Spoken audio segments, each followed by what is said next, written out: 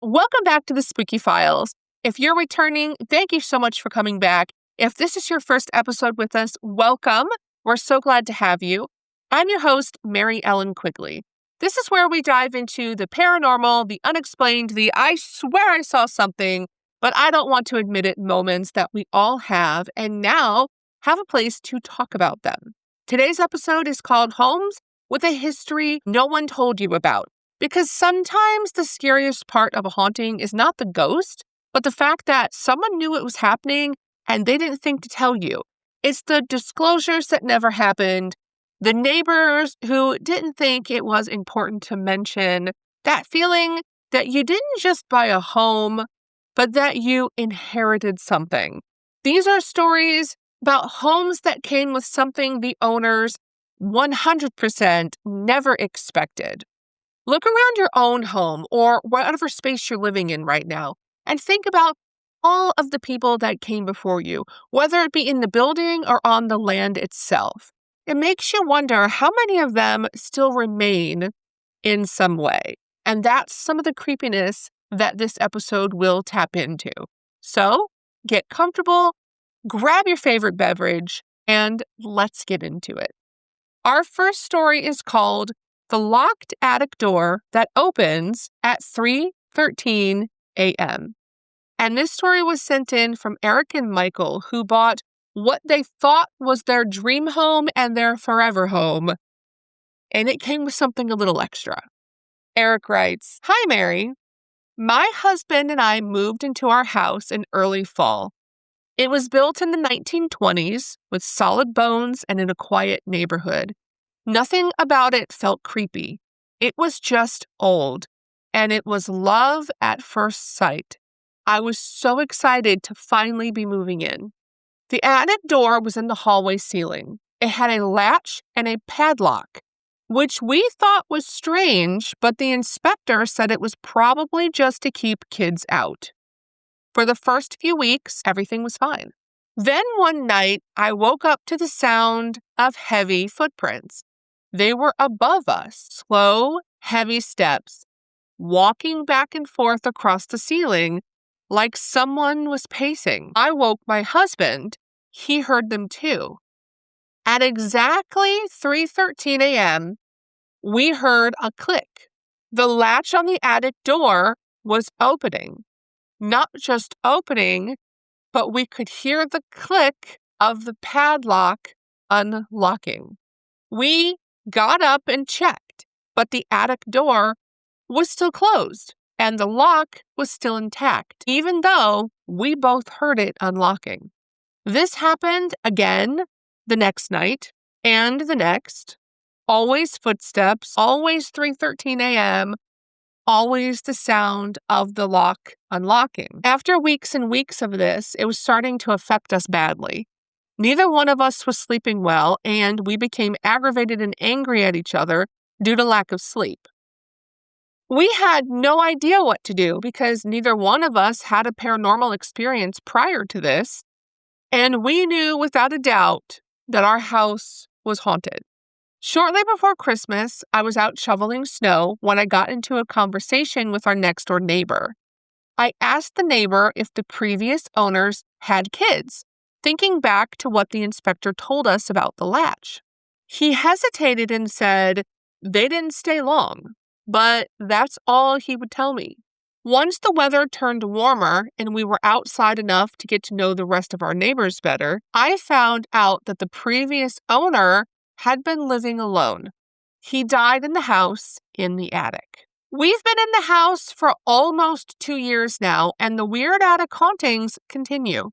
We are used to it now and have learned to sleep despite the nightly interruptions. No other spaces in the house are haunted, and as long as this ghost stays in the attic, we can deal with it. I think what I find most creepy about this story is that it happens at the same time every single night. Knowing that the previous owner died in the attic, it makes me wonder if perhaps they died at 3:13 a.m. exactly. But then it also asks the question, what were they doing in the attic at 3 o'clock in the morning? I have so many questions about that passing and how it's connected to the attic and how they passed in the attic, because I think that would give a lot of insight as to why that space is haunted. The next question I have is about the latch and the padlock. Was that to keep kids out or perhaps to keep the ghost in? I'm not sure, but I would love to know the history on that. I agree with the owners. As long as that ghost stays in the attic, I could probably deal with it, but it would need to stay in the attic. So thank you to Eric for sharing your story with us, and let's move on to story number 2. Story 2 is called The Voice from Inside the Walls. This story comes from Lauren, who renovated an older home with her husband. Lauren writes, "We bought a fixer-upper that had thick plaster walls and original wood trim. It had charm, and I really wanted something that had character. But as someone who grew up in a haunted house, I also knew that an older home could come with some risks. I wasn't wrong. I was in the kitchen doing dishes one day when I heard humming. I assumed it was the refrigerator or maybe sound carrying through the vents from our old furnace. But it sounded like an old hymn. I didn't mention it to my husband at first because I didn't think anything of it. Over the next week, I heard it again. Always the same tune, always faint, always coming from somewhere I couldn't pinpoint. Then one night, the sound was louder than normal. My husband asked me, 'Do you hear that?' We moved around the room together and finally figured out it was coming from the wall between the living room and the dining room. We stood there together listening, and I was shocked. This time, it wasn't just a faint humming that sounded like a background noise. This time, it had rhythm, pauses, breaths. It was very obviously a person singing. My husband thought that maybe it was one of our neighbors and that somehow sound was carrying through the sewer pipes or something. But I knew that was unlikely. Over time, the humming got worse. It happened all hours of the night.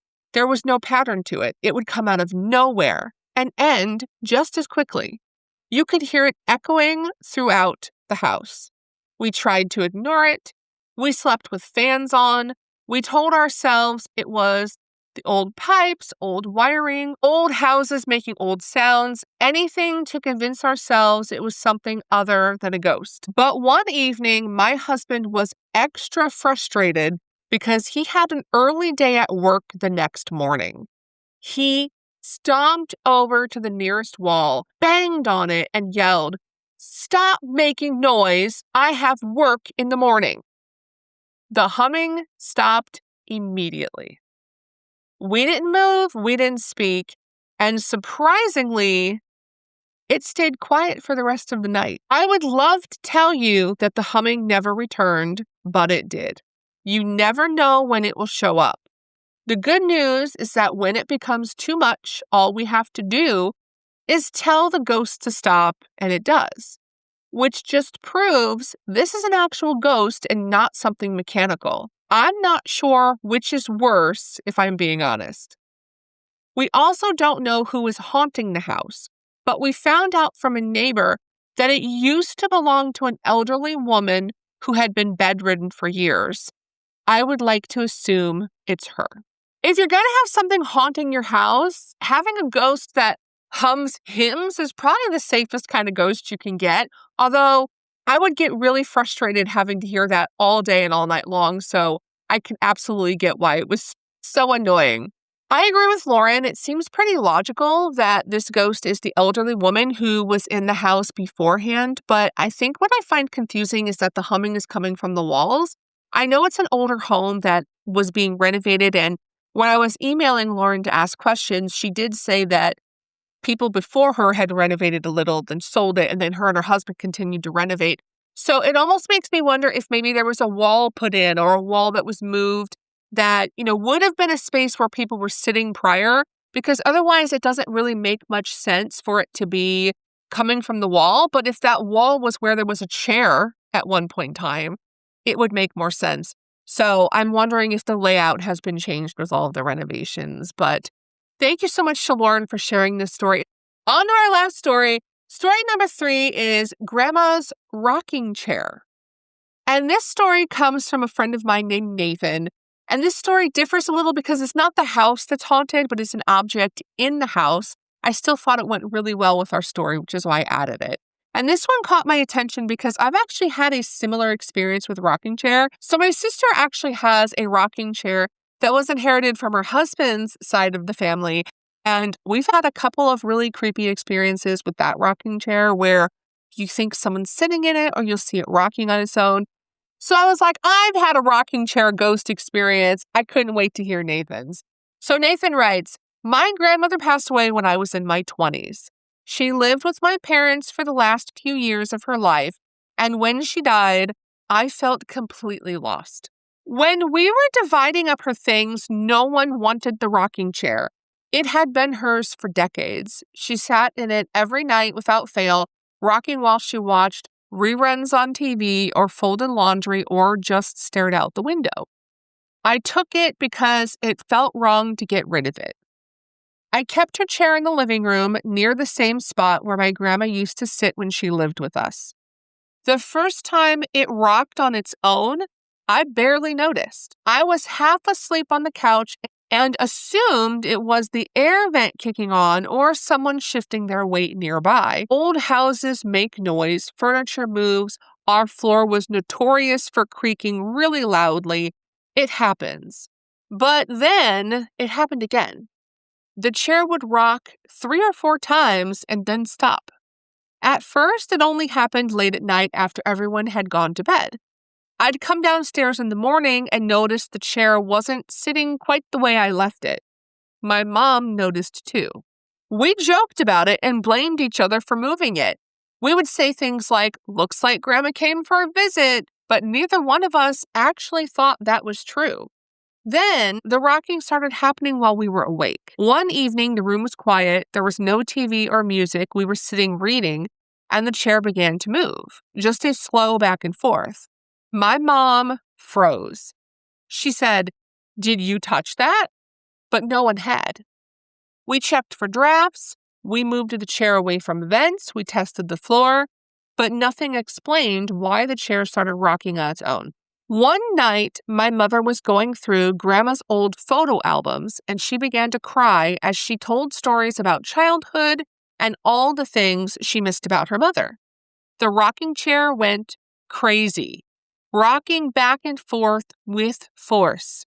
It was then that we both realized it had to be that Grandma was still with us and somehow connected to the chair. My mother broke down in sobs. She stood in front of the chair and said out loud, "You don't have to stay.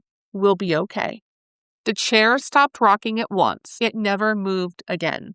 The chair is still there. No one ever sits in it. Instead, we keep some of Grandma's old quilts and a few throw pillows on it to be decorative. I'd like to think that sometimes she comes back for a visit. This story got me, and it actually made me cry the first time I read it because I lost my grandma when I was 17, and she was the grandmother I was closest to, and her death devastated me. So I think it's really beautiful that the grandmother came back and stayed because she was worried about leaving them, but it's also really sad, right? Because you want your loved one to move on and be happy in whatever the afterlife looks like. It's hard when you lose someone who you're so close to and who's so important to you. I like the idea that our loved ones can come back for a visit, but a part of me also hopes that they're having so much fun in the afterlife that they don't miss us at all. Thank you so much, Nathan, for sharing your story with us. And that brings us to the end of episode 6 of the Spooky Files, Homes with a History No One Told You About. If you enjoyed this episode, please share it with a friend. Follow me on social media. Leave a comment because I love hearing from all of you. If you have a story you would like me to share on the podcast, you can send it to thespookyfilespodcast@gmail.com or send me a message on social media. I read every single email or message, and it helps us build a community of people that don't just love a spooky story, but also want a safe space to talk about all the things we don't always admit out loud. Make sure to follow or subscribe so you don't miss the next episode. If you're looking for more paranormal content, check out my other podcast, Who's Your Myths and Legends. where my sister and I share all things spooky from the state of Indiana. Until next time, stay curious, stay safe, and keep it spooky, my friends.